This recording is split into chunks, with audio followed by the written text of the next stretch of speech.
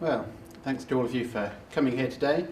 I'm Richard Comont. I work for the Bumblebee Conservation Trust, and I'm here today to talk to you about the plight of the bumblebee, and in particular how we're starting to monitor bumblebees and how we can try and reverse that decline. So, just a bit of background to start with. We've all managed to get here, that's a tick. I'm going to talk for 45 minutes to an hour to start with about the background ecology of bumblebees, why we value them, why they're declining, and what we're starting to do to reverse that decline, how you can become involved. Then certainly I'll need a coffee by then, so we'll have a quick break, and then we'll have another 45 minutes to an hour on identifying particularly the 8 common bumblebee species, but also some of the others that you're likely to come across, and a bit of general background information. There will be a test at the end, so I'll be able to tell just who has been paying attention. Then we'll have lunch, and then we'll go out into the field and try and find some actual real-life bumblebees, and you can practice your newfound ID skills on the real thing rather than pictures. So to start with, if you read the papers or listen to the media, you can be forgiven for thinking there's just one bee species and that bee means honeybee. In actual fact, it's a bit more complex than that. There are 270 different species of bee recorded in Britain. 250 or so of those are still here, 20 or so have gone extinct over the last century, and just one of those is the honeybee. And this is the standard domestic honeybee. It goes where beekeepers go, essentially, and that is the main thing ruling the number of colonies. There are 25 different species of bumblebee, and that's a surprisingly high number for a lot of people. Most people, when you say bumblebee, they'll think there's a ginger one, there's a red-tailed one, there's a buff-tailed one, there's a white-tailed one. Unfortunately, it's not that simple, and that's why we've got today to identify them rather than 5 minutes. And all of the rest, 220, 240, depending on whether you count the extinct ones, are solitary bees. And these are really interesting little creatures. This is Colites hederi, the ivy bee. That's the latest bee to come out in Britain, feeds entirely on ivy. It was only recognised as a species in 1993. This one, riding a broomstick here, is a species of bee which lives in snail shells and then builds a little wigwam of sticks around the outside. But I'm not being paid to talk to you about those, unfortunately. That's a whole different presentation. So we're going to concentrate on just the 25 species of bumblebee that we've got in Britain. And to start with, what is a bumblebee? They're all fairly closely related, which is why they all look pretty similar. And this is your sort of archetypal bumblebee. It's big, it's sort of barrel-shaped, it's very, very fluffy, it flies with a loud buzzing noise. It looks as though it shouldn't be able to fly at all. And that's because they're all the same genus, they're all sister species, essentially. Worldwide, we have about 250 different species of bombus. That number fluctuates a certain amount, partly because there are species going extinct all the time, partly because we let the geneticists get involved. And unfortunately, what we thought were good species of bumblebee have now turned out to be 2 or 3 or even 4 different species, which can largely only be split by doing DNA profiling. Probably the best example of this is our own white-tailed bumblebee, Bombus leucorum. If you go back to the first half of the 20th century, that was thought to be a subspecies of the buff-tailed bumblebee. Then we realised it was a separate species. More recently, the geneticists have got involved, and what we thought was this one species has now turned out to be 3. So we now have Bombus leucorum, Bombus cryptarum, the cryptic white-tailed bumblebee, and Bombus magnus, Magnus's bumblebee. You can just about tell the queens apart. Everything else is DNA testing, unfortunately. So we think there's about 250 species. There might be more, there might be less as they go extinct.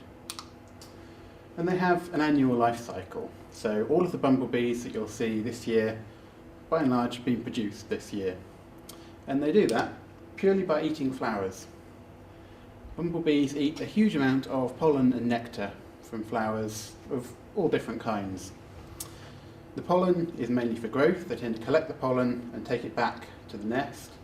And they're quite well adapted for this. You can see on the hind thigh here, the hind femur, it's nice and shiny and smooth, and it's excavated. It's like a teaspoon, essentially. So it's got a little pouch which is packed full of pollen after each collecting trip. And it's got a fringe of long hairs here around the outside. to, again, just add that bit of extra structure so it can take really big pollen loads back to the nest and feed it to the offspring, because pollen is really rich in protein and that means it can grow really quickly.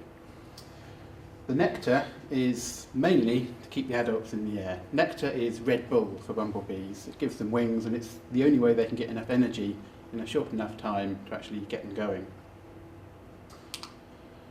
And they're also quite well adapted to cold areas. That's why, for instance, Australia and New Zealand have no native bumblebee species, and Britain has 10% of the world's total. They actually evolved in the Himalayas about 35 million years ago and have since spread in the northern hemisphere. So they're mainly temperate species, and because they're big and fat and fluffy, they're quite well adapted to living in cold, damp climates like Britain's.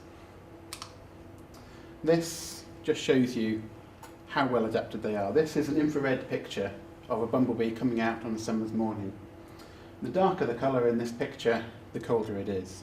So you can see down at the bottom here, the ground is cold, about 16.8 degrees apparently. The air temperature is a bit warmer, but there's this great big plume of hot air coming away from this white hot bumblebee. And if you've run a moth trap, if you've seen moths or other insects early in the morning or on a cold winter's day, you'll see them either sunning themselves, basking in the sunshine, or flapping their wings to try and build up some heat in the wing muscles to get them going.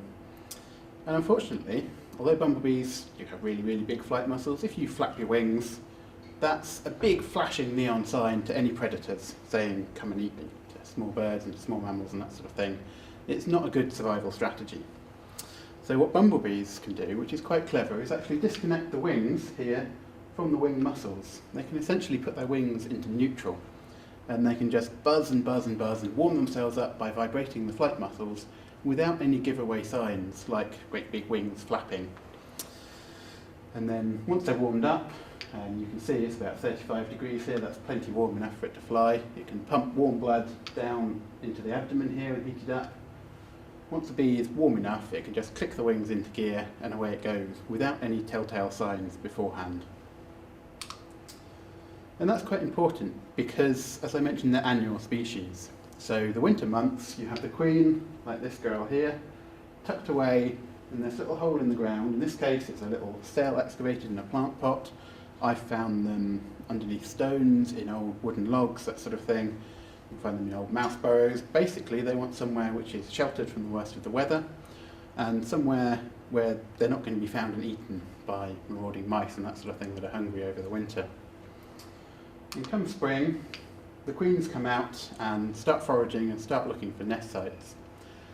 They can, because they're so cold adapted, they can come out quite early in the spring. So butterflies and that sort of thing don't really get going until May or June. Bumblebees generally come out in March. If it's a really hard year like 2013, they'll come out slightly later in April or May. In a good year like 2014, they're out and about in February in quite big numbers. And they can do that because they can warm themselves up. But it does involve a lot of foraging. And so pussy willow is a really good food source at this time of year because it flowers when the queens are out and about. And you'll also see them looking for nest sites because the whole point of the queens is to raise offspring. And so you'll see them flying, zigzagging low down over the ground, back and forth, looking for grass tussocks or for old mouse burrows and that sort of thing. Depending on the species, they'll have slightly different requirements. Once they find one, they start producing that offspring. They mated before they went into hibernation, so they're all ready to go. And they produce this, which is essentially honeycomb. But because bumblebees don't overwinter, they don't need to produce a huge amount of honeycomb, so most of this is actually brood comb. These little white things here are baby bees, the bee grubs. Those are the caterpillar stage of the bee life cycle, essentially. And they stay in the nest, they stay largely in the brood cell. The adults come in and feed them up. That's where the pollen's going, essentially, that they're packing onto those hind legs. And then that produces workers, go out and forage on whatever's about. And then towards the end of the flight season, usually around August sort of time, but it does depend on the species, they start producing the sexual generation. They produce new queens and they produce males for the first time. Males are only ever produced as a small flush at the end of the colony lifespan, so you don't need to worry about them until quite late in the year, essentially. And they go off and mate, and the queen goes off and finds her little hibernaculum, little hidey hole to while away the winter, while the old queen, the old workers, and the males go off and bask on flowers and feed up, and eventually are either picked off by birds or small mammals, or the frost get them, and they die off for another year.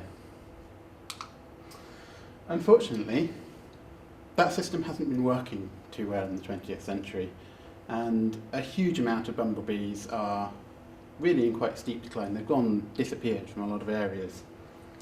So the first Bumblebee Atlas was by Sladen in 1912, and that found quite a lot of species were everywhere, essentially. Then in 1980, we had the next Bumblebee Atlas, and this was a proper, intensively surveyed, people going out specifically looking for bumblebees during the 1970s. So we have a lot of records. We had a fairly good idea of where things actually were and records of them. And we found that this was happening, basically. So over a third of the social bumblebee species, that's 7 species, were red listed. They'd declined by more than 70% over that time period. 2 species had actually gone extinct. One, Bombus colomanus, Cullerman's bumblebee, was last seen in Berkshire in 1941, hasn't been seen since. And the second, Bombus subterraneus, is the short-haired bumblebee, and that went extinct at Dungeness in 1988. And that's one that you may have heard of, because there are currently ongoing reintroduction attempts at Dungeness, and queens have been put out there the last couple of years. We know that they have formed nests because we put out queens, we found workers, so they've obviously succeeded to some extent, but as yet there's no sign of a new sexual generation. We haven't seen any males, we haven't seen any new queens. So in terms of a residential breeding population, it's still not here, it's still extinct in Britain. And we've still got those 7 species on the red list. That's a really, really high proportion compared to most other groups, even in the country, for something that we don't have a huge amount of information for as yet. Okay. And the real poster child for this decline is the great yellow bumblebee, Bombus distinguendus. This is a really, really spectacular bee. It's big, it's a great big sized bee, it's over an inch long, even the workers. And as you can see, apart from this black stripe here, it's pretty much all completely golden yellow. It's a really obvious thing, it's a really nice thing. When people see it, they record it and they tell their friends, and it's a red letter day, essentially. And in the first half of the 20th century, this was the pattern. Wherever you were, you weren't a huge distance away from a sighting of this thing. Even with hardly any recorders, no recording scheme, no sort of central collecting system for records of when people have seen this thing, it's pretty widespread, and unless you live in Shropshire, it's not going to be far away from you wherever you are. Over the second half of the 20th century, that picture changes, and it goes from being a widespread, if infrequent thing, to being really, really unlikely thing to see in most of Britain. The only place you could go and reliably see it are the Scottish Islands, Caithness and Sutherland, and the Orkneys. There are a handful of sightings in Wales and southern England, a few more in northern England, but in general, it's a warning sign. It's a sign that something needs to be done or this bee will disappear. And nothing was done. This is the current distribution of the great yellow bumblebee. It's extinct in Wales, it's gone extinct in England, it's virtually extinct in most of mainland Scotland. There are half the populations that there once were on the Scottish Islands up here. There are a few scattered remnants, Caithness and Sutherland and Orkney. It's clinging on by its fingernails, essentially, and that's fairly typical of a lot of our rarer bumblebee species. They just aren't anywhere near as abundant as they used to be. And because it's a big, obvious, nice, pretty, rare species, we can say that with a reasonable degree of accuracy. We know where it is. For the common species, that's a bit trickier, because a lot of people don't record the common species. And so in that 1912 book by Sladen, they're mostly recorded as everywhere, which is great. They're too common to count, they're too abundant to measure, but it makes it really tricky to work out how much they're declining, whether we need to be worried, because if I put abundant into my stats program, it refuses to talk to me. Since the 1980 atlas, and the surveying for that gives us our baseline, essentially, so we've got now 30 or 40 years of reasonable data, so we can have a rough idea of where these things actually are. But what we don't know is how abundant they are. And for a species to go extinct, either in general or in an area, you go from a big population to a small population to the last one to gone. If you use distribution records, like we had for the great yellow bumblebee, you can suspect something is extinct when you haven't seen it in an area for several years, by which point it's too late, essentially.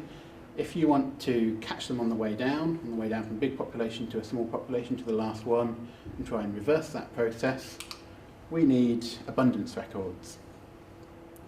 And that is why the Bumblebee Conservation Trust run two separate recording schemes. BWalk in particular measures abundance, and BWatch gives us more general information.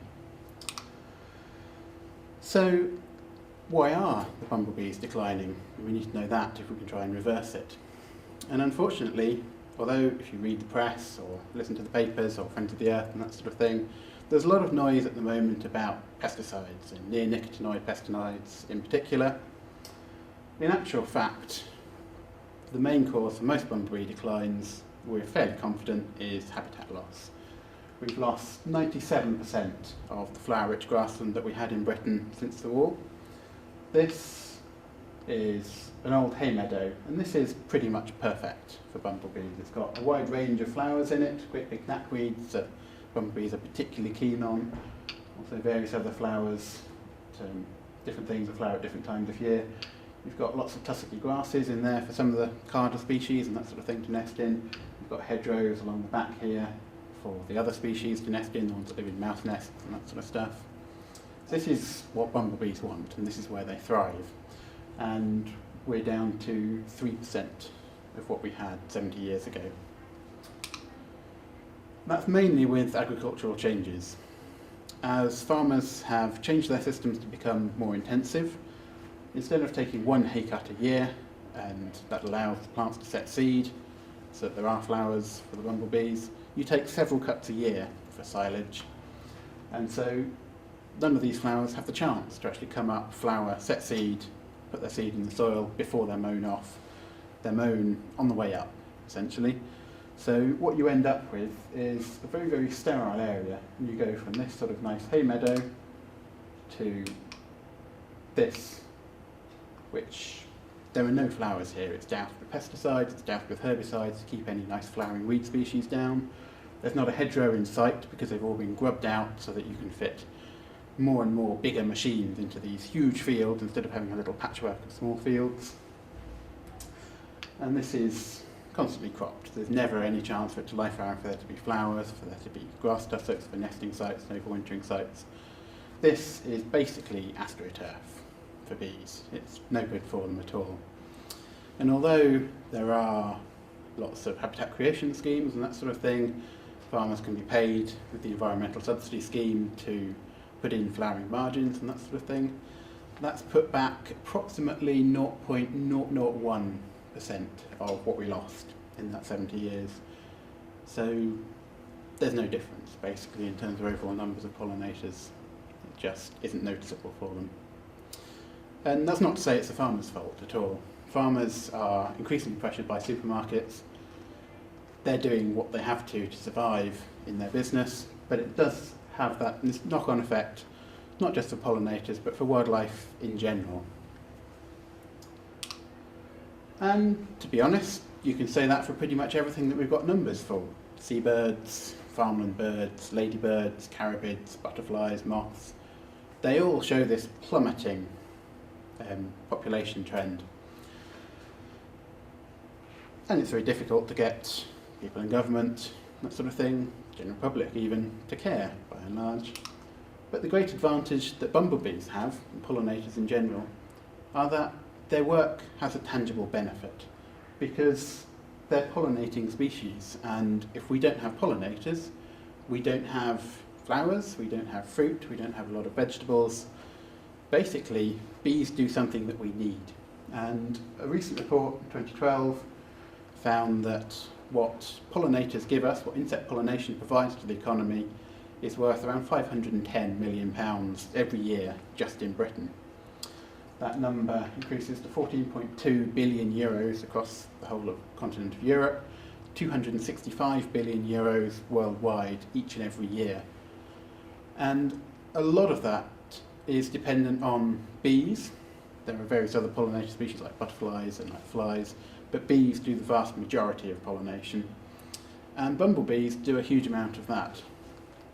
Because they're so big and fluffy, they spread a lot of pollen per contact. And there are a lot of species with various different tongue lengths and that sort of thing. They're a really important section of that pollinator group. And this £510 million a year that they're worth to the UK economy is just what we would lose if we lost pollinators. If we were to try and replace that by hand, in bits of China for instance, they actually pay workers to go out with a paintbrush into the field and dab pollen from one flower to the next. In New Zealand, where they don't have any native bumblebees and they're again eradicating their native bee species, they're inventing something called robo-bee, which is a little sort of go-kart which drives along and collects pollen from one tree and sprays it up into the next. If we were to do that in Britain, the replacement cost of pollinators, just in crops, just in the important stuff that we value, would be £1.8 billion per year. So pollinators, it's much, much more efficient to conserve them than to replace them. And it's not just the crop plants that we value that we get a price for. About 90% of the flowering plants in the countryside are reliant on insect pollination to some degree. It may not be for all their reproduction, some of it is just to increase their seed set and make them more efficient at reproduction. And again, they're dependent on pollinator species. If we don't have bees, the countryside will change massively. We won't have flowers, essentially. The bee orchid is a really nice example of this. It's designed itself, essentially, to be pollinated by one particular species of bee, the longhorn bees, Eucera. And that's gone extinct across most of Britain. Consequently, the bee orchid is now quite a rare species. It can only spread by vegetative cloning and by spreading as a clump. It very, very rarely produces actual viable seed because it very, very rarely gets pollinated by anything because its bee is no longer about. We would have an entire countryside along those lines. And people say that as long as we can save the honeybee and as long as we've got beekeepers, that's fine. And those people are ignorant because the honeybee is one species. And so all honeybee tongues are more or less the same sort of length. They're about 6.5 millimetres long. And if you're a big open flower, if you're a sunflower or oilseed rape, that's fine because the bee can land and it can reach the nectar source, it will visit that flower, it will do the pollination. But if you're a more complex flower, if you're a broad bean, for instance, if you're a foxglove, then a honeybee just isn't man enough for the job. It's not up to it, it can't reach the nectar, so it doesn't visit the flowers in any meaningful way, it doesn't do the pollination. And for those flowers, you need a long-tongued species like the bumblebees. So honeybees are here, 6.5 millimetres. Bumblebee workers go up to more than twice that. Bumblebee queens go up to almost 2 centimetres. That's the kind of tongue that you need to pollinate these big complex flowers, things like snapdragon, things like foxgloves. Without bumblebees, you lose those because nothing else can manage it. And so I mentioned that we run 2 schemes for recording bumblebees. The first of these is BWatch, and that is designed to be as straightforward as possible.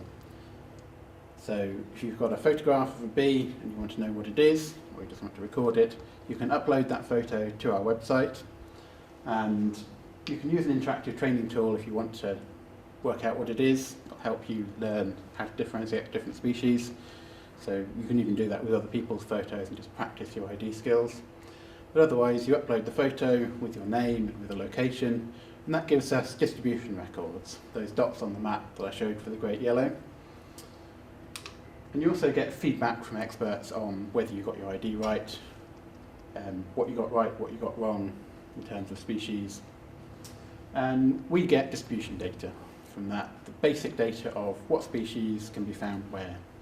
And we've launched this a couple of years ago and we're at about 11,000 records on there. So it's had a really good response. We've got a lot of records that we wouldn't otherwise have had. This is our interactive training tool. So you upload your photo, it will pop up on the left of the screen here, and you can select from these boxes what colour the thorax is, whether it's got a coloured tail, what colour that tail is, what colour the abdomen is, whether it's got pollen sacs on its legs and that sort of thing. And it will narrow down the options here by crossing out the ones that don't fit what you just told. So you can actually see that ID process of narrowing it down, and you'll end up with hopefully one possibility. The second, and much more in depth, is BWalk. And that's the scheme that I'm hoping to brainwash as many of you as possible into joining today. This is where volunteers walk a set route, a transect, at least once a month across the whole Bumblebee flight period, so between about March and October.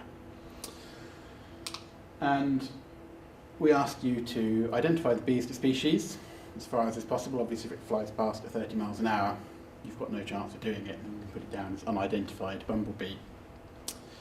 But wherever possible, do identify the species and count how many you saw. And from that, we get abundance data. And this is the only national scheme for abundance of a major pollinator group. This is the only way that we can know what's going on, essentially. So we can detect these population declines over time. We can see whether populations are going up, whether they're going down, whether they're going seriously down, whether we need to be concerned and do something about it. And it so gives us that early warning of potential losses. And with early warning, we have the chance to take conservation action early and try and stop them going extinct in the first place.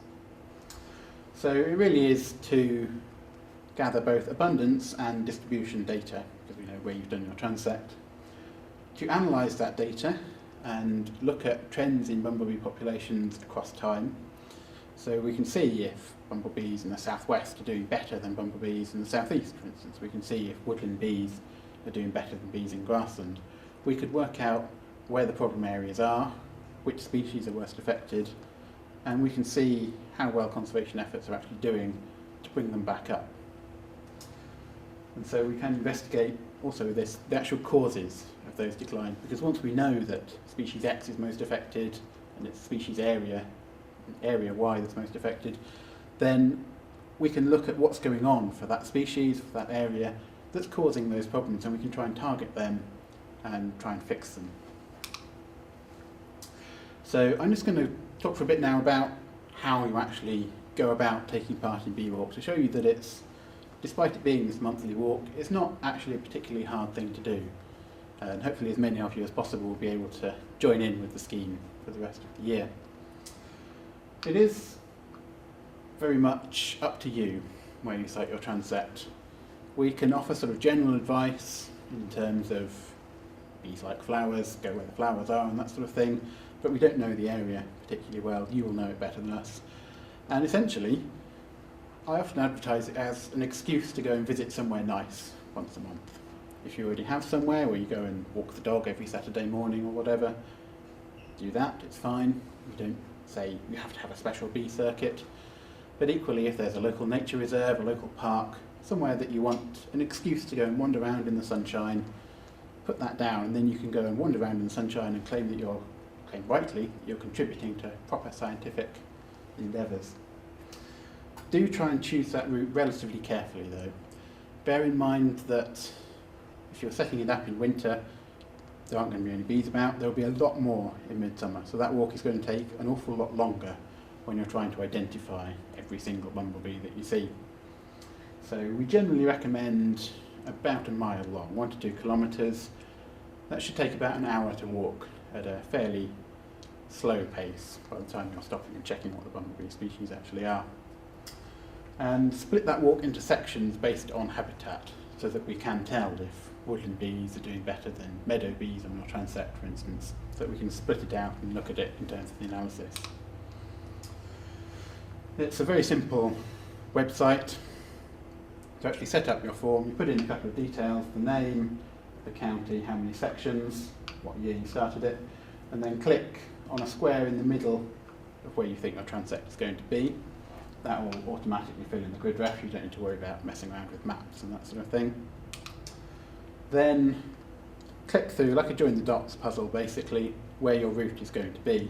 So this is my transect in Oxfordshire, so I walk along here on the main road, cut through a hole in the hedge, wander through along these paths, and that takes about an hour. It takes much less than that to actually draw it.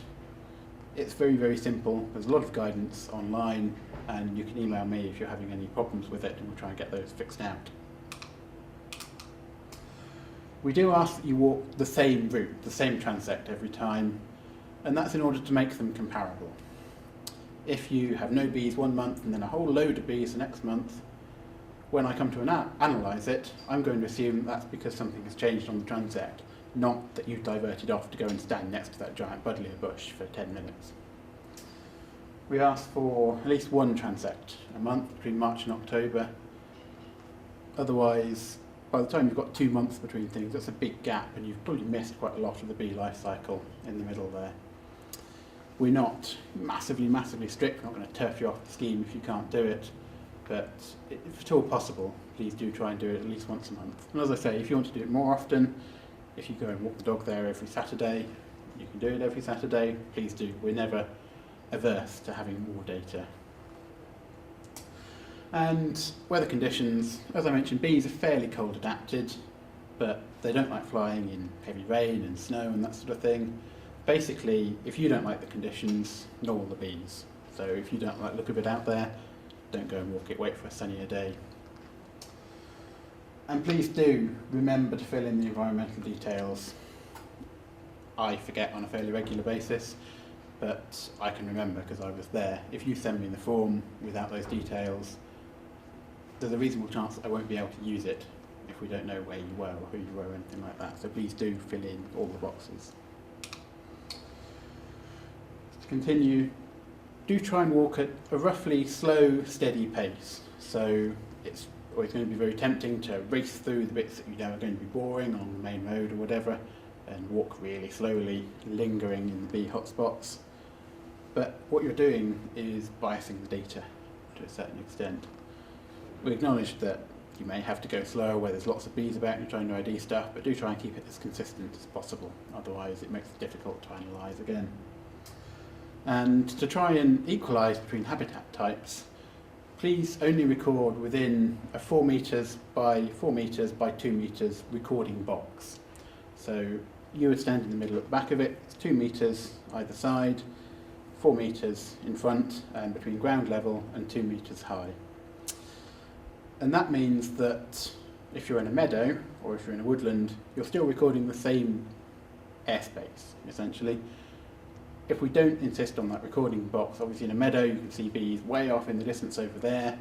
In a woodland you're restricted to more or less that box anyway. So this is just a way of standardising our transects across habitats, across areas, across people. So if it's behind you, unfortunately it doesn't count. And please don't stand still and wait for it to overtake. And as I mentioned, record species where at all possible. If you can, record the caste, whether it's a queen, whether it's a male, whether it's a worker. Obviously, that's not feasible for some without really quite close inspection. It's just the more data we have, the more we can do with that data. And the golden rule, essentially, is be consistent for as much as possible. And do send us the data. At the end of it, that's also important. So, a brief history of BWalk. It's a fairly new recording scheme. It was first set up in 2010 and advertised to Bumblebee Conservation Trust members as a sort of practice, essentially. We tried lots of different variables and different periods between walks and that sort of thing. And in that first couple of years, we had 282 transects registered. 2012 was the first year it was properly sent out to the general public, and we had 122 transects surveyed. 2013, that increased to 171.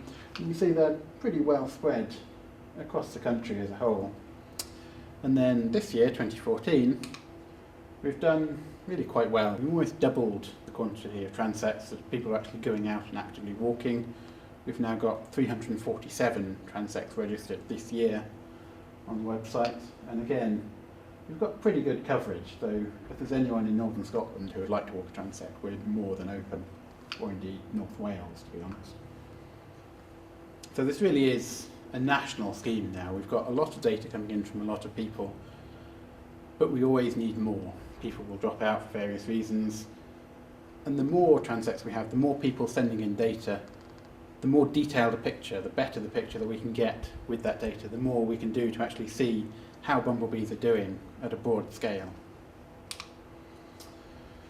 And so in 2013, for instance, we had 26,000 individual bees seen across 22 different bee species, plus the honeybee. 2014, we had 29,000 individual bees, so we had a nice long warm summer. Correspondingly, we saw more bees. Again, only of the 22 species. That's because we're missing those ones from the far north. And we can drill down into the data a little bit more. This is the 2013 data, because 2014 didn't get in properly. And so you can see the vast majority of the bee species will be one of about 8 species here. And they're the ones that we're going to focus on in the ID project. These are just in terms of total numbers across all of the transects. There's a few here which you might see, but the vast majority will be in this area, one of these 8 species. And if we break that down a slightly different way and look at it as bees per transect, so how many transects each species turned up on, again, the vast majority are still these 7 bumblebee species plus the honeybee. There are a few species which you may come across, and we'll cover those as similar species after the break, and a few very rare ones where 1 or 2 turn up occasionally. And unless you're Thames Estuary or Caithness or Somerset levels, you're very unlikely to see these particularly rare species down the end here. But because we have this real abundance data, we have really highly detailed data, we can look at quite interesting things.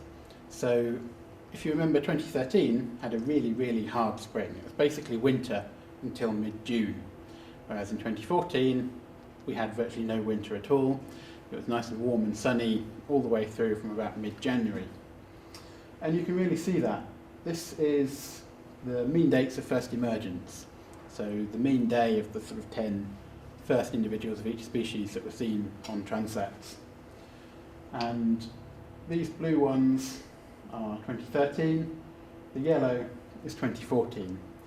And on average, in 2014, the species came out over a month, 33.5 days earlier than they did in 2013. In 2014, you weren't getting pretty much any bees until April. 1st of April is when Bombus terrestris, rough-tailed bumblebee, turned up. That was barely into March by the time we've got our first 10 of those. And the same pattern is all the way across. Even dormouse species like the garden bumblebee, which always come out slightly later, are coming out the 1st of April. So our last of the common bumblebee species is coming out on the same day in 2014 as the first of the common species in 2013. And this kind of real detailed data that we can get by drilling down into the BWatch records. And so if we look at all of the 2013 data, you can see those same kind of patterns coming through. This is workers of all bumblebee species, just in terms of number of workers seen per transect. And so what we've got here is March. There's hardly any bees seen in April. There's not many bees seen in May. There's still not many seen. Not until the weather breaks in mid-June do we actually see these plumes of decent numbers of workers turning up on each transect. And this really picks out just how hard a spring it was. If we add queens to the mix, you see the same thing. Normally, we would expect a flush of queens about here. Then, as they start producing workers, you get a bulge of workers along here, and the queens you don't see anymore because the queens are vulnerable. The entire colony depends on there being queens about to lay the eggs, So as soon as there are enough workers to go out and do foraging, she stays in the nest. You don't see her anymore. So these should be pipping along the bottom here until the end of the season when you get the new queens coming out around August. We're not getting that at all here. We're getting this little burst of queens where you'd expect to see them slightly later, probably a month later than you expect to see them in a good year. And then they're still about, in recent months, they're outnumbering the workers until June, which is ridiculous, frankly. Then you get a plume of workers once we've got into a decent summer, and they tail off gradually. If we add males to the mix, and as I mentioned earlier, males are only produced at the end of the colony lifespan. So we're getting a lot of zeros along here. Then this early flush, and this is essentially nests which gave up. Thought, there's no flowers here, I can't keep going. I need to produce the new sexual generation now, new queens, new males, as soon as possible, otherwise they're not going to get the opportunity. And so normally this would be a flat line more or less until here. Instead we have this early peak of bees which couldn't take it anymore, essentially. And that is time for coffee.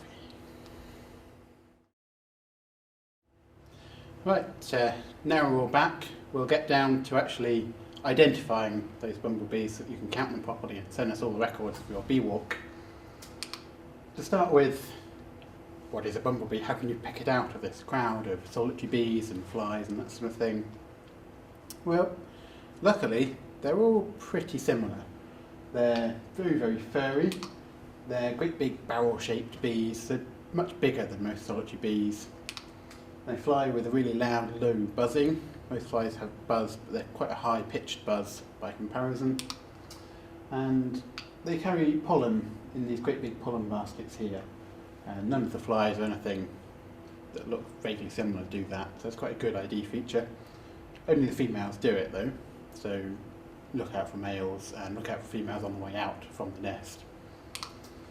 And do bear in mind when you're coming to identify that all these stripes, this white yellow, this white tail, the colours are only on the hairs. If you were to shave a bee, and please don't try this at home, it would be completely black. Black and shining all over, and essentially unidentifiable. Some of the males you can do by looking at their bits, but that's a bit beyond the scope of today's workshop. So the best way to get started with bumblebees in general is to start in spring. So February, March, April, even May for some species, you'll only have the queens about. There will be hardly any males, hardly any workers. There's a really good chance to actually get familiar with the basics of those common species. You saw from before the break, probably 95% of what you're going to see will be 6, 7, 8 really common and abundant species. This spring, when there's just the queens, is a really good chance to get your eye in for those. And then later, you can pick out things that's looking a bit different, and those you can look at more closely. But generally, if you go in the spring, all the queens are out, no workers, no males, they don't vary much, and they're all relatively fresh and unbattered, so you're not having that shaved bee problem. Workers are generally smaller versions of the queens, because they're all females. So in general, once you've got your eye in for the queens, the workers will just be smaller versions and you can do them pretty much okay. There are a couple of examples that contradict that. And the first of these is unfortunately quite common. So the buff-tailed and the white-tailed bumblebee, the queens are pretty straightforward. They live up to their names. Queen buff-tailed bumblebees have a yellowish off-white buff-coloured tail. Queen white-tailed bumblebees have a really smart white, snow-white tail, essentially. Unfortunately, workers, well, fitting the description being smaller, of both species have white tails. There are a few subtle differences in that the buff-tailed bumblebee worker often has a yellow band along the border between the white and the black, and the white-tailed bumblebee is often much brighter yellow. But you can only see that really on fresh individuals. So as soon as they've been out in the wild for a couple of days and they've brushed against flowers and they've faded in the sun, you can't tell the difference.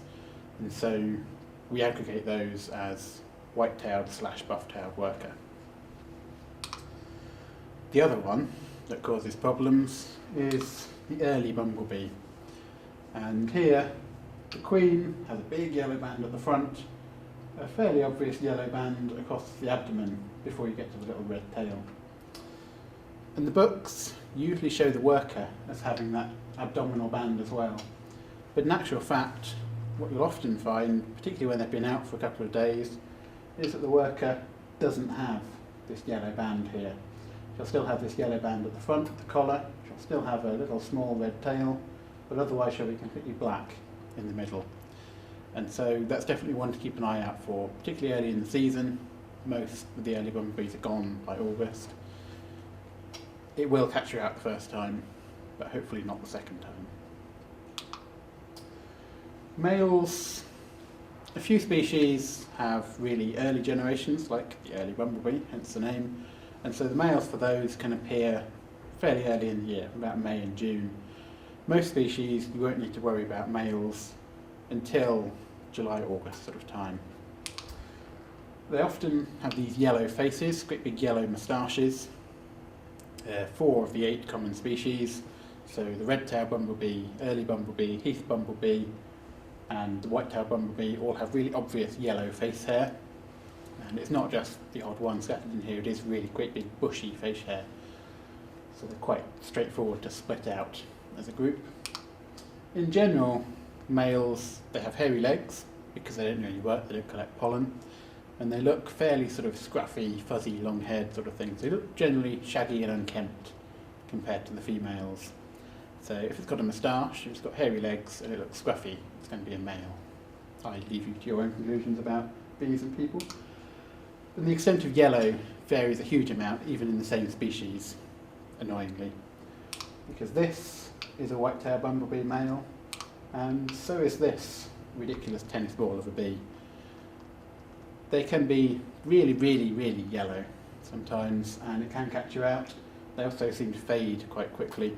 So in general, if it's confusing, your first thought should probably be that it's a male bumblebee. The other ones that do vary quite a lot in terms of their yellow are the cuckoo bumblebees. And these aren't quite the same as our standard bumblebees. Before the coffee break, I told you about their annual life cycle, how they come out and the queens come out and they produce workers. Cuckoo bumblebees don't bother with all of that. Cuckoo bumblebees are pirate bees, essentially. They don't have any workers. What they do is have a lie-in. They don't come out until about May time, once the social bumblebees that do produce workers have produced nests. The cuckoo bees come out then, and they come in and take over these nests. They come in, they kill the queen, sting her to death. They've got slightly thicker skin. There's essentially a suit of armour as protection against the host bees, so they come in and they kill the queen. She can't sting them back very often, and they lay their eggs in all these brood cells that she's prepared. And so the workers, because they're just foraging robots, essentially they're just programmed to come in and keep provisioning baby bees. They keep doing that. Unfortunately, the bees aren't the same species. They're these cuckoo bumblebees, and so the workers accidentally raise these cuckoos in the nest, and the cuckoos fly off and the whole process begins again. They generally have this sort of dark appearance, which is appropriately dark and sinister, essentially, for a fairly predatory little thing.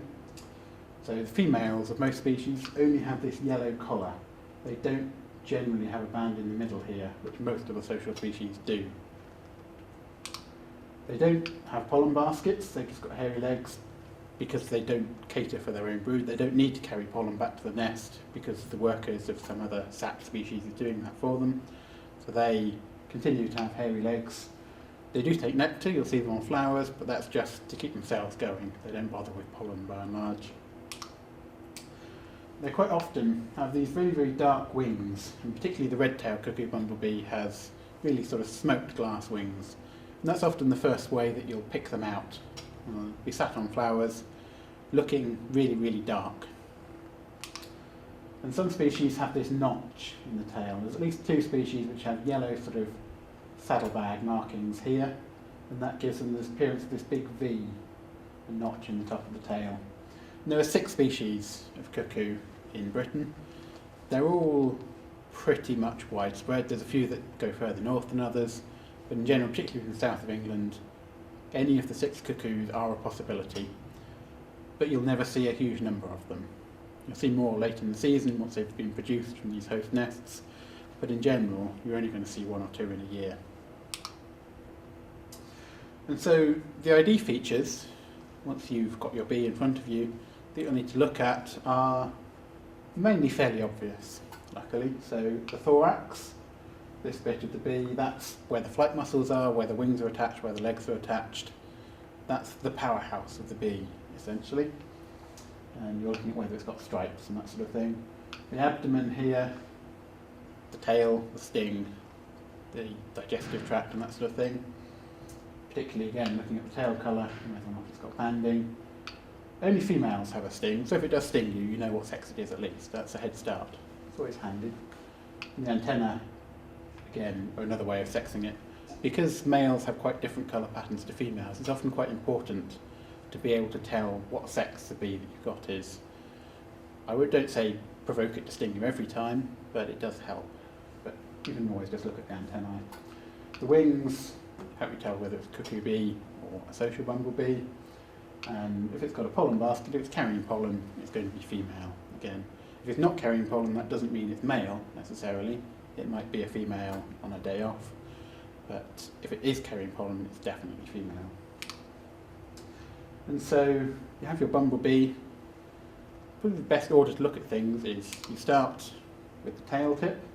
So is it a red-tailed bee? Is it a white-tailed bee? Is it an oddity?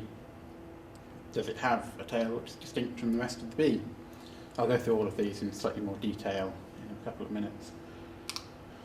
Looking at the banding. Does it have banding? Where are its bands? What colour are those bands? Does it have the facial hair, the yellow moustache that I mentioned? Does it have that, or is it completely black? The legs, basically whether or not it's got a pollen basket, whether or not it's carrying pollen. The antennae can help you split whether it's a male or female, and I'll explain slightly more in a moment. And behaviour.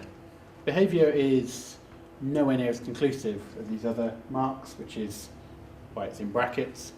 But in general, if it's a worker bee, it will be busily going from flower to flower to flower to flower to flower, back to the nest, back out, flower, flower, flower, flower. It won't be hanging around, basking in the sunshine, generally soaking up nectar. Male bees will, because they don't really do any work. Their only job is to mate with the new queens, and if they're not doing that, they'll just be sat on flowers, drinking nectar, and presumably boasting to their mates. Queens, you'll quite often see zigzagging low down over the ground, looking for nest sites, looking for hibernation sites at either end of the year. They're generally much bigger, and you can tell them apart to a certain extent by that sort of searching behaviour. And again, they won't generally be set out basking on flowers, doing nothing. But it's not conclusive, because behaviour never is. So, tail colour is the first thing to look at. That's your basic to start with. And so, you're not just looking at colour, though that's important, but you're also looking at the position and extent of that coloration. Because this has got a tiny little red tail tip here. This has got a much bigger, more obvious red tail tip, up to about half the abdomen. And this species, the mountain bumblebee, almost the entire abdomen is red here. So if you look at it and say it's a red-tailed bumblebee, you can't split those out. If you look at it more closely and say it's only the tip, it'll be the early bumblebee. You say that the entire thing is red, it'll be monticular, the mountain bumblebee. But by far the most common one you're going to find is this one, which is intermediate. Usually about a third to a half of the abdomen will be red for that one. So you're looking at that sort of extent and positioning is important, as well as just the raw colour. The banding you can break down into two sections. And the first of those is position. Pretty much all of the banded bumblebees will have this yellow collar, but the actual second and third band for some species moves. So this has a yellow band right across the middle of the abdomen, so the thorax meets the abdomen about here, then there's a black band, a yellow band, black band before you get to the tail tip. This can look very, very similar, but the abdominal yellow band is pushed right to the front and meets a yellow band on the back of the thorax. So instead of it being black, yellow, black, it's just yellow and black before you get to the tail. So it's a different position, it's pushed that band a lot further forwards. And you could also look at the strength of the banding. And to a certain extent this is more applicable with males, which do have this variable quantity of yellow to try and catch you out, essentially. Because if you look at it and see that it's got a fairly sparse band, this picture or this photo, that may well be a sign that in the book it's not actually there. So try looking for it with and without that band, because they vary so much in terms of the extra yellow, it gets confusing. You can't illustrate every possible variation. The faces, it's actually surprisingly easy to see facial hair on a bumblebee, unless it's sort of buried head down in a great big flower, foxglove or something. Generally you can see whether or not it's got yellow or black facial hair. And so this is a female of the red-tailed bumblebee, Bombus lapidarius. You can see it's completely black at the front here. This is a male of the same species, and you can see it's got this really, really obvious yellow fur on the head, great big yellow moustache here. It's obviously different, so you're going to know that they're different things there. And so you can use that quite easily for splitting males and females. If it's got that yellow moustache, it is a male. If it doesn't, it's either a female of that species or a male or female of a different species. So you can rule things out. But males pretty much always have much bushier facial hair than the females, even in species where the colour patterns don't change. It's a good clue. I mentioned the 4 common species which have those yellow faces. That is a really good one to look for, particularly late in the season once you've got a lot of very faded bumblebees. And face shape is actually used to split a couple of them. The garden bumblebee, the heath bumblebee and the large garden bumblebee face shape is the main distinguishing feature, but I'll talk about that slightly more when we get to splitting those sections. And so legs are a slightly later thing to look for, but it's fairly clear. Only females carry pollen. Not all females do, but no males do. So if it's got a great big blob of orange or white or yellow pollen on the side, it's going to be either a queen or a worker of one of the 19 social species. So you can narrow it down immediately. You can knock out all of the males, and you can knock out the cuckoo species as well, because these are actually working. However, if it's not carrying pollen, it gets a little bit trickier, fortunately. So in a social female bumblebee, the legs look like this, and this is one real example. This is completely smooth, it's normally excavated like a teaspoon, and it's got these great long fringing hairs on either side, which are here. Males don't have that, but it does look generally quite shiny. They've got hairs on it, but nowhere near as many as the cuckoo bumblebees, which do look, the hairs on this leg are completely undifferentiated, whether you look at the thigh here, the femur, or further down the tibia. The extent of hairiness is basically the same. So you're looking for a difference between those sections, essentially. And there's a couple of species where the colour of these long guard hairs is quite important in splitting them out. But again, we'll talk slightly more about that when we get to the relevant section. And so if we zoom in, this is a pollen basket. It's nice and smooth and shiny in here. Great long fringing hairs out to either side. That's what it looks like when it hasn't got the pollen, essentially. By contrast, this is a male. And if we zoom in, you can see it's still got these long fringing hairs, which the cuckoos don't have by and large. But it's also got hairs in here, these little white hairs you can see quite nicely. It still looks quite shiny, but nowhere near as smooth and shiny as the female. It's something that you do need practice to get your eye in with. And in general, we do recommend, if you're looking at that sort of level, that you catch your bee in a net. A simple butterfly net like this one is what I tend to use. And then you can actually have it in a pot.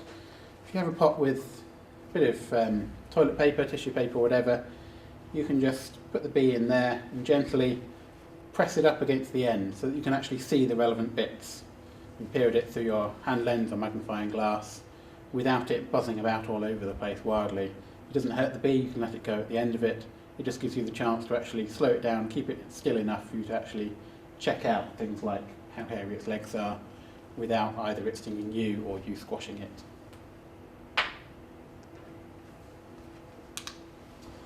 Antennae is another one the pot is useful for. In general, females have quite short antennae. They usually have this obvious kink in them at the elbow. They've actually got one segment fewer than males because males use it to smell out females, so it's a big extra sensory appendage for them. So they have much sort of longer looking, swoopier antennae without so much of an elbow joint there. But again, that's something that mainly comes with experience and is quite tricky to see in the field when you're first trying to work out what your bee is. And behaviour, as I mentioned, is quite useful for splitting out males from females from cuckoos, but it's not conclusive. Identification is a fairly holistic process and it's a good place to start, but it's by no means the be-all and end-all. So female social bumblebees tend always to be working. So they will be out foraging, going from flower to flower, back to the nest, out to more flowers. By contrast, males don't. Queens you'll also see, if you're out early in the season or quite late in the season, they'll be flying sort of these zigzag search patterns, looking for mouse burrows, looking for holes in the ground, looking for nest sites, looking for overwintering sites. Males, you won't see them doing anything like that. You'll see them basically sat around on flowers and nectaring pretty much all day, just basking in sunlight and not flying unless they have to, by and large. Males and cuckoo bees are quite easy to find using that process just by checking big umbellifers and that sort of thing.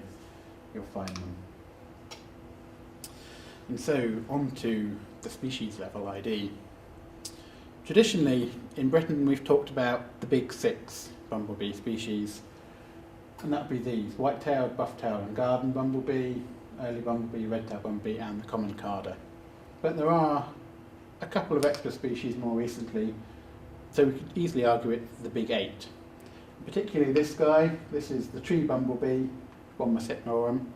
It's only turned up in Britain in 2001, first found in Hampshire, but particularly since 2006 it's done really, really well and spread out across pretty much everywhere in England. You can find it in reasonable numbers now across most of Wales. It's well into Scotland over the last couple of years. It's now found north of Stirling. We've got a record from BWatch just north of Stirling in 2014. That's the furthest north record that we have for the species as a whole. And luckily, my PhD was on harlequin ladybirds, where no two are alike, and it's really difficult to explain what they actually look like. This guy, they all look the same. It's really nice to have a non-native species that we're interested in the spread, which is actually noticeable and easily distinguishable. And the other one is a little bit more tricky. This is Bombus genellus, the heath bumblebee, and this is very, very similar to the garden bumblebee, which was in our big 6 just now. It's slightly smaller, slightly scruffier, there's a slight preference for heathlands, but it's quite tricky to actually split the two. I'll explain slightly more in a second. But in general, we now talk about the big 8 and include these two along with the big 6 earlier. And these are going to be 95% of what you actually see wherever you happen to be. So this is a rough split of what you like to see by tail colour. So across most of the country, if you see a ginger bee, there's only one choice. You've got a couple of rarities and one cuckoo. You've got 2 common red-tailed bumblebees and a couple of rarities and one cuckoo. White-tailed, unfortunately white-tailed bumblebees form about half of the British fauna. They're going to be the trickiest ones. So you should be able to nail down these fairly quickly.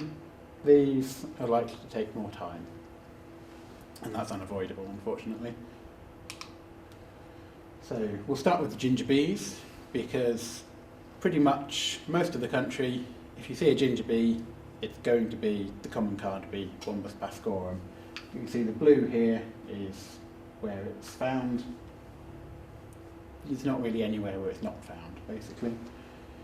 There are 4 look-alike species, confusion species. Of these, one is Cuckoo Bumblebee. So I showed you the Cuckoo Bumblebees earlier, they're much darker, they don't have pollen sacs. You can split it out as being a Cuckoo Bumblebee, and if it's all ginger and it's Cuckoo Bumblebee, it's going to be Bombus campestris. There are 2, and the other easy one to split out is Bombus distinguendus. That's the one that I talked about in the first half of the presentation, the great yellow bumblebee. Unless you're on the Scottish Islands or in Caithness and Sutherland, you aren't going to have seen a great yellow bumblebee, so you can rule that one out.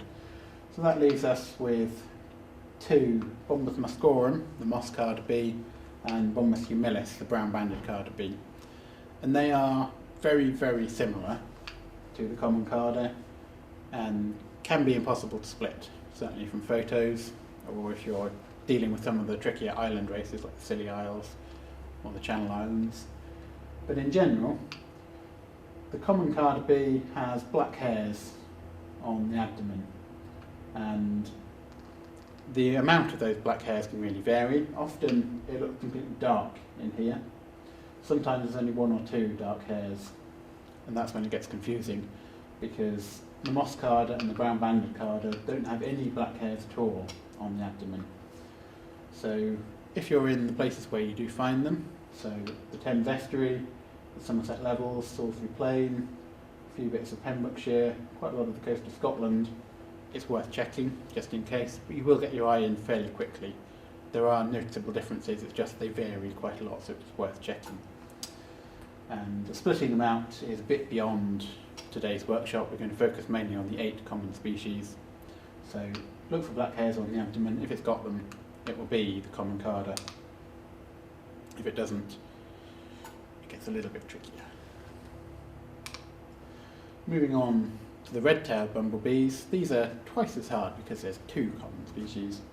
Both of them you find pretty much everywhere. There's a few places in Scotland where you might not find either of them, but in general, these are some of the most abundant species across most of lowland Britain.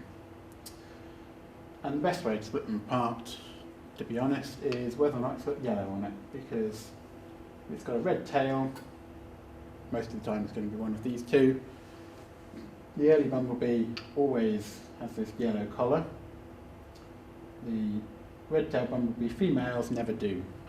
They're always completely jet black with a bright red tail. They also have a much bigger red tail. For the tail colour I showed you the 3 red-tailed bumblebees. This early bumblebee has the very, very tip of the tail is red. It looks like it's just been vaguely wiped across the surface of a tomato soup bowl.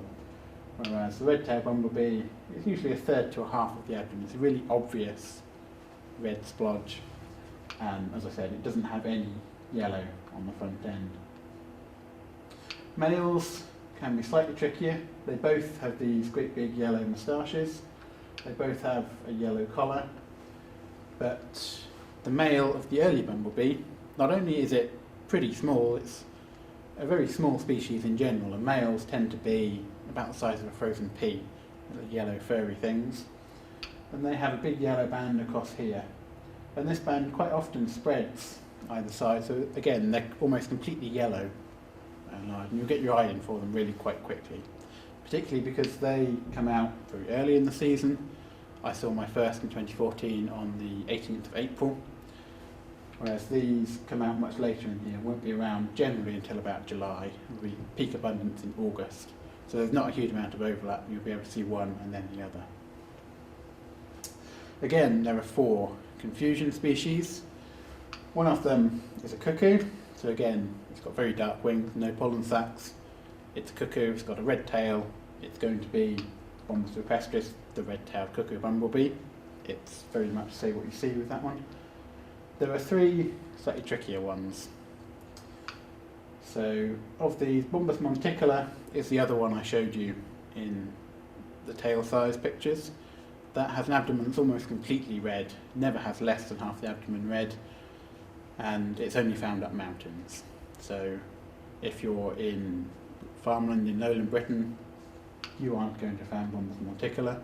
If you're up a hill in Derbyshire, you might have done. It's worth checking. Bombus ruderarius is the red-shanked carder bumblebee. That is very, very similar to the red-tailed bumblebee, but these fringing hairs on the pollen basket in the red-tailed bumblebee lapidarius, they're black. In the red-shanked carder, as the name suggests, they're red. And again, that's a species which is pretty scarce.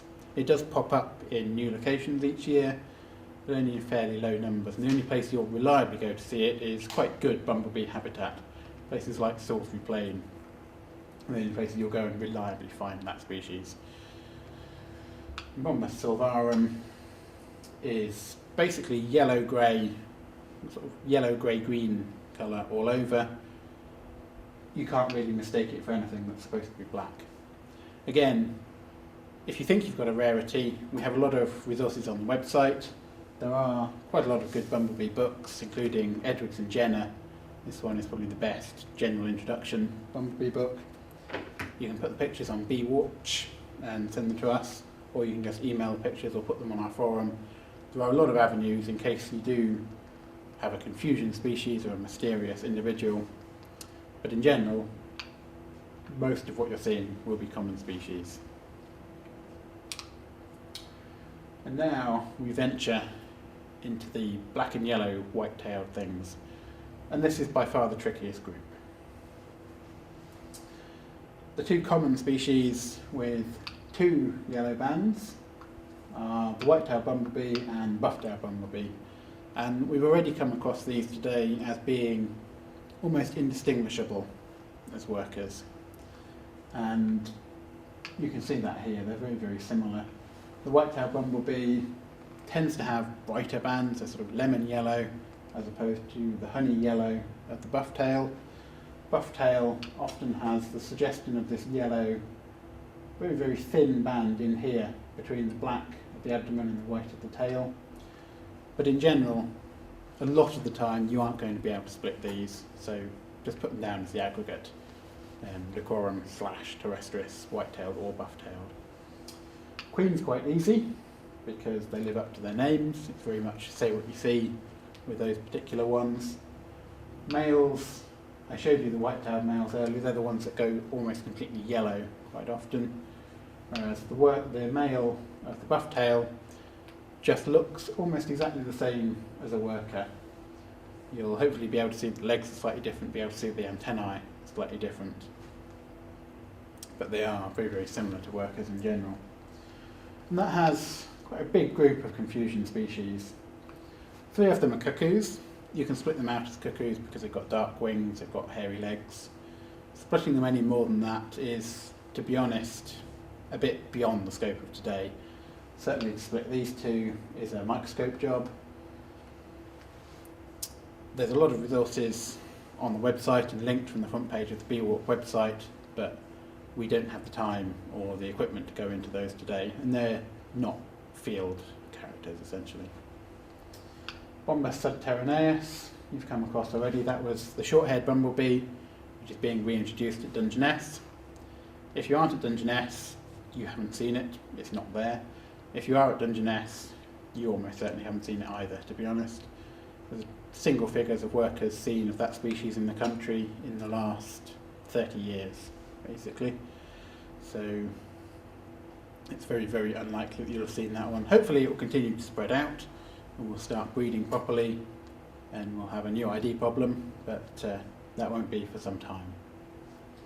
And the last confusion species is Bombus soroensis, and that has a common name of the broken-belted bumblebee, which gives you a clue as to how you can start to split it out, because this yellow abdominal band here is broken in the middle. That does sometimes happen with these species because that's where it's rubbing going in and out of flowers, it's where the wings are brushing together when it folds them. So the key thing to look for is actually whether the yellow extends forward onto this first abdominal section. So even if in the common bumblebee species, even if this band is broken, it's very much a rectangle with a break in the middle. For the broken belted bumblebee, you have a triangle of yellow, which doesn't quite meet in the middle.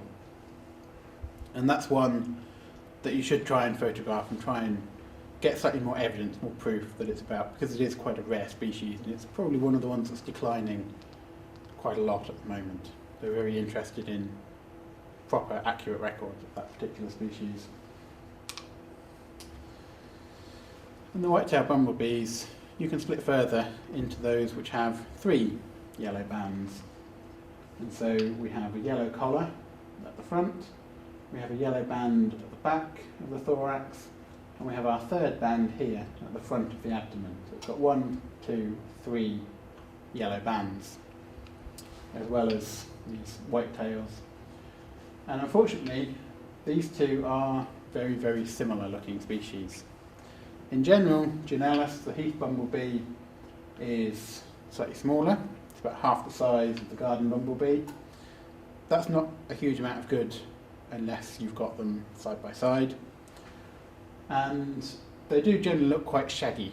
They look sort of unkempt, but equally so do males of Hortorum, the garden bumblebee.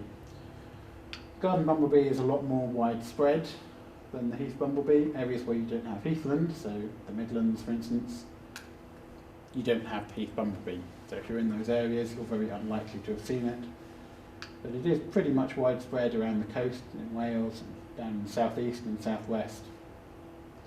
And the best way to actually split them out is to look head on at the face. That's not actually as difficult as it sounds if you can find it nectaring on a flower, or indeed if you can get it in your little pot, because you can see whether it's got a little brown sort of Charlie Brown face or whether it's got a great long horse face. And that's the best way to split those two. And it's fairly straightforward once you get your eye in for them.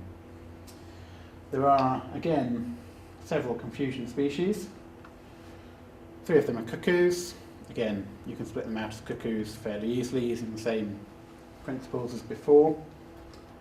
Separating them, again, cuckoos are really variable species, so in general they need a bit more of a closer examination to actually get them to species. You'll be able to get your eye in for them, but it will take practice, and it's a bit beyond today's session. Bombus subterraneus, the short-haired bumblebee, again, unless you're a Dungeness, you aren't going to have seen it. Even if you are a Dungeness, you probably haven't seen it. Bombus ruderatus is the only one which really causes confusion once you've narrowed it down to this group. And Bombus ruderatus is the large garden bumblebee and is very, very similar indeed to this one, Hortorum, the garden bumblebee. It has a slightly longer face, so in general the garden bumblebee, Hortorum, has a face which is roughly 1.5 times as long as it is wide. The large garden bumblebee, ruderatus, has a face which is bigger than that. It's normally about twice as long as it is wide. Again, that's very difficult to see unless you've actually got the 2 of them there, got specimens of each of them. The large garden often looks quite neat in general. It's got a much sort of more even coat. The garden bumblebee looks quite shaggy, but in general you won't see ruderatus. It's quite a scarce species, quite widespread, but it's not common by any means.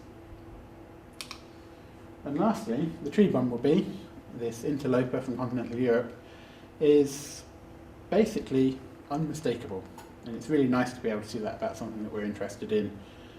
So it's got this great big ginger thorax. Sometimes it extends further down onto the abdomen, particularly in the males. But it always has that black band and then the white tail. And this map is a couple of years out of date now because it's well down. I found it at Falmouth last year. It's well down to Land's End. We've got records from up here. It does taper out as you go further north. It's not as abundant as it is in lowland Britain. Around here it's probably the commonest bee in May, certainly in 2014, but it's pretty much unmistakable. And it's really, really apparent to the general public because it has a really useful habit for surveying it of nesting in bird boxes. So if you've got bees in your bird box or in the roof of your house, they will almost certainly be this guy. And you can identify them from even a really poor picture. So we get a lot of record of this. We can be fairly confident that we know where it is. And the only species that you can really confuse it for is a very worn carder bee. So the common carder sometimes has so many black hairs that it can look black in here. It's never this extensively black, and it doesn't have a white tail unless it's really, really faded. So this guy is pretty much unmistakable, which makes a nice change. As I've hopefully pointed out, a lot of the rare species can look quite like common species. Unfortunately, commonness and easiness of identification don't scale together, certainly in bees. So the moss carder bee and the brown-banded carder bee can look very, very similar to the common carder, particularly if you've only got a photo so you can't see some of the relevant features. In that case, it's always best to, if you don't put it down as unidentified, if you're sort of 90% sure that it's one species, put it down as the common species, because that's a much smaller error than identifying a common species as a rarity. Distribution and habitat can help. Unless you're up a mountain, or at least a big hill, you're not going to see the mountain bumblebee. If you're not in an area of heathland, you're very unlikely to see the heath bumblebee. If you're in the far north of Scotland, you might see a great yellow bumblebee, but if you're any further south, you're not going to see it. It just doesn't have that distribution. So, if you want to be absolutely sure, please do try and take a picture, and you can upload pictures to BWatch at that website. We will go through and get back to you, and you can practice identifying it with the tool that I showed you earlier. You can get feedback from experts about what species it actually was, why you identified it correctly, whether you identified it wrong, which bits you need to look at, and all that sort of thing. There's a lot of ID stuff there that will help you improve.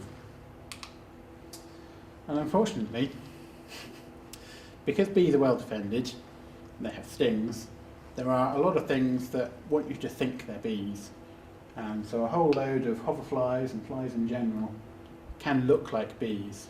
So we have a hoverfly, we have a different species of root fly, and a couple of species here. This one is a tachinid fly which lays its eggs in caterpillars.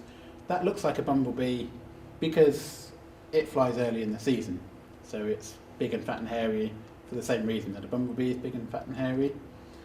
This one and this one, in fact, both of these want you to think they're bumblebees so that you don't eat them, so that small birds and small mammals and that sort of thing are fooled into thinking that these guys are protected. And this one is slightly more nefarious. This is a bee fly which is actually parasitic in the nests of solitary bees.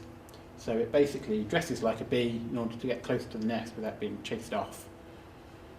And they can cause a lot of confusion. But the best way to split them out is to look at the head, because however good a mimic they are, flies are rubbish at doing bee heads.